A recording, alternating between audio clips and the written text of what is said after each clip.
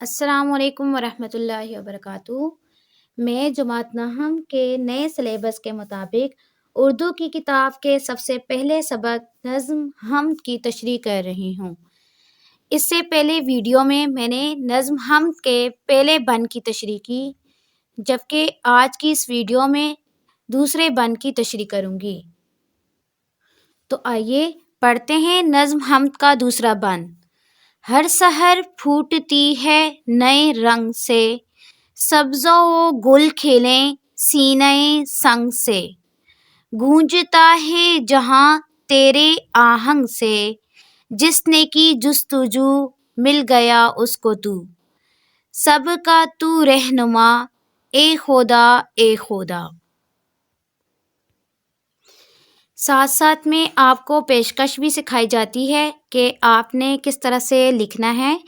بند number 2 کی heading دے کے اس کو ڈبل انڈر لائن کرنا ہے، پھر نیلے کٹ مارکر سے ہی بند لکھنا ہے۔ اس کے مشکل الفاظ دیکھتے ہیں۔ سحر صبح، پھوٹتی ہے نکلتی ہے ظاہر ہوتی ہے، نئے رنگ نئے انداز، سبزہ ہریالی، گل پھول، کھلیں مہکتے، سینے سنگ پتھر کے سینے سے، گونجتا ہے قائم رہتا ہے۔ آہنگ، یہاں آہنگ سے مراد حکم ہے، یعنی سارا جہان اللہ کے حکم پر قائم رہتا ہے، اس کا مفہوم اس طرح بنے گا۔ آگے جستجو تلاش، رہنما راہ دکھانے والا۔ انہی الفاظ کو مد نظر رکھتے ہوئے ہم اس بند کا مفہوم بنائیں گے۔ مفہوم کچھ اس طرح ہے، آپ نے مفہوم کی ہیڈنگ دے کر اس کو ڈبل انڈر لائن کرنا ہے۔ اس کے بعد مفہوم لکھنا ہے، اے اللہ ہر صبح کا آغاز ایک نئے انداز میں ہوتا ہے۔ ہر سحر پھوٹتی ہے نئے رنگ سے، یعنی نئے انداز سے صبح کا آغاز ہوتا ہے۔ تو پتھروں کے سینے سے ہریالی اور پھول نکالتا ہے۔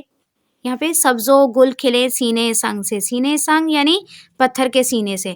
تو اس طرح اس کا مفہوم ہے بند نمبر 2 کا کہ تو پتھروں کے سینے سے ہریالی اور پھول نکالتا ہے۔ سارا جہاں تیرے حکم کا تابع ہے، یعنی گونجتا ہے یعنی قائم رہتا ہے، جہان تیرے حکم پر، یعنی سارا جہاں تیرے حکم پر قائم رہتا ہے، تیرے حکم کا تابع ہے۔ جو تجھے تلاش کرنے کی کوشش کرتا ہے تو اسے مل جاتا ہے، یعنی جس نے کی جستجو مل گیا اس کو تو، اس کا مفہوم یہی ہے کہ جو تجھے تلاش کرنے کی کوشش کرتا ہے تو اسے مل جاتا ہے۔ بے شک تو ہی سب کو سیدھی راہ دکھانے والا ہے، یہ آخری مصرعے کا مفہوم ہے۔ اس کے بعد ہم نے تشریح کرنی ہے۔ تشریح کے لیے آپ تشریح کی ہیڈنگ دیں، اس کو ڈبل انڈر لائن کریں۔ یہ نظم مظفر وارثی کی نظم ہے، یعنی اس نظم کے شاعر مظفر وارثی ہیں۔ شاعر مظفر وارثی نے نظم حمد کا دوسرا بند مخمص کی حیت میں لکھا ہے۔ تو پہلے ہم اس بند کی حیت بتاتے ہیں کہ نظم حمد کا یہ بند یعنی بند نمبر 2 مخمص کی حیت میں ہے۔ اس بند میں شاعر مظفر وارثی، یہاں شاعر کا نام بھی لکھ لیں تو زیادہ بہتر ہے، مظفر وارثی مظاہر قدرت بیان کرتے ہوئے کہتا ہے کہ ہر صبح پہلی والی صبح سے مختلف انداز میں نمودار ہوتی ہے۔ رات کے اندھیرے کا صبح کی روشنی میں تبدیل ہونا اللہ کی قدرت کا مظہر ہے۔ پہلے مصرعے میں شاعر صبح کے پھوٹنے، صبح کے نمودار ہونے، صبح کے ظاہر ہونے کا ذکر کرتا ہے کہ یہ اللہ کی قدرت کی ایک بڑی نشانی ہے۔ ہر صبح ایک نئے انداز سے نمودار ہوتی ہے۔ جو صبح ایک دفعہ گزر جائے وہ دوبارہ لوٹ کر نہیں آتی۔ سورج بھی یہی اعلان کرتا ہے کہ آج کی صبح دوبارہ زندگی میں لوٹ کر نہیں آئے گی۔ تو اس طرح ہر آنے والی صبح ایک نئے انداز سے پھوٹتی ہے، ظاہر ہوتی ہے، نمودار ہوتی ہے۔ اللہ تعالیٰ ہی پتھریلے پہاڑوں اور چٹانوں کا سینہ چاک کر کے ہریالی اور پھول اگاتا ہے۔ پہاڑوں پر پھولوں کا اگنا قدرت الہی کا شاہکار نمونہ ہے۔ پہاڑ چونکہ پتھریلے پہاڑ ہوتے ہیں اور پتھروں پر ہریالی اور پھولوں کا اگنا اللہ ہی کی ذات کو ظاہر کرتا ہے، اللہ کی ذات کا پتہ دیتا ہے، اللہ کی قدرت کو ظاہر کرتا ہے۔ اللہ تعالیٰ جو چاہتا ہے کر سکتا ہے۔ دنیا کا سارا نظام حکم خداوندی کا تابع ہے۔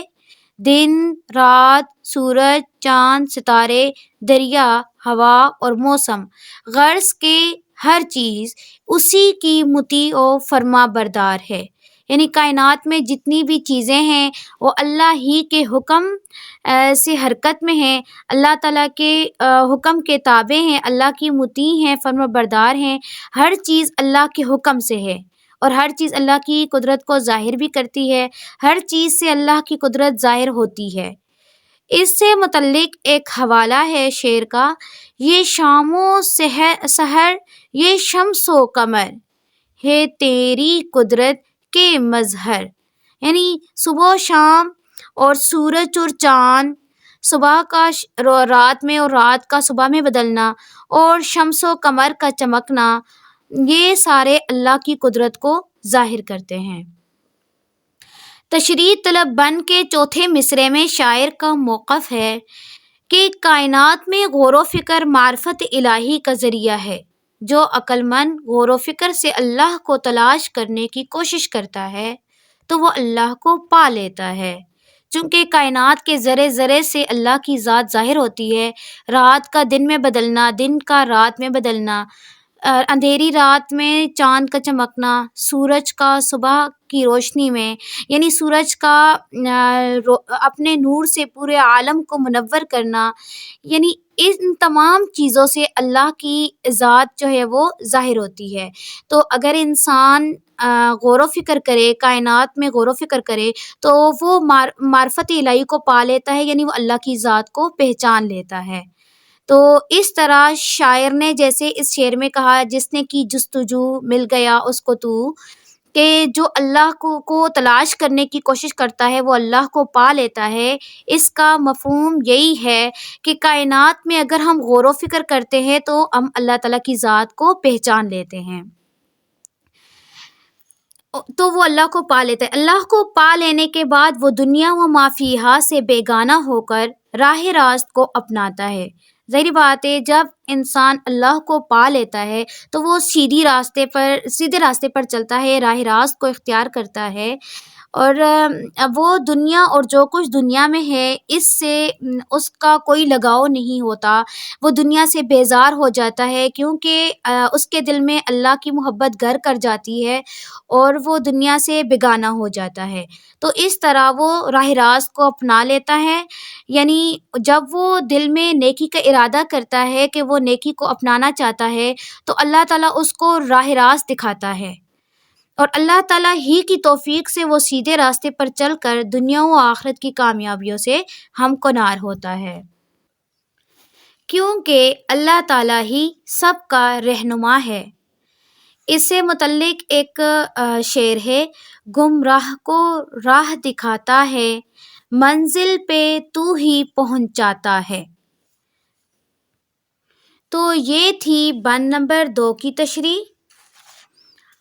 دیے ہوئے حوالہ جات کے ساتھ اس بند کی تشریح کو سمجھیں اور متعلقہ حوالہ جات کی مدد سے اس کو یاد کریں، اور جس طرح پیشکش کا طریقہ سکھایا گیا ہے اسی پیشکش کے مطابق اس کو لکھنا بھی ہے۔ تو اس سے اگلی ویڈیو میں انشاءاللہ ہم بند نمبر 3 کی تشریح کریں گے۔ اگر آپ کو ویڈیو پسند آئے تو دوسرے بچوں کے ساتھ بھی شیئر کریں، تاکہ جو آپ سیکھ رہے ہیں دوسرے بچے بھی ان سے ایسی معلومات سے، ایسی علم سے مستفید ہو سکیں۔ اگر ویڈیو پسند آئے تو لائک کریں، شیئر کریں اور چینل کو سبسکرائب کریں، تاکہ ہر آنے والی ویڈیو آپ تک بآسانی پہنچ سکے۔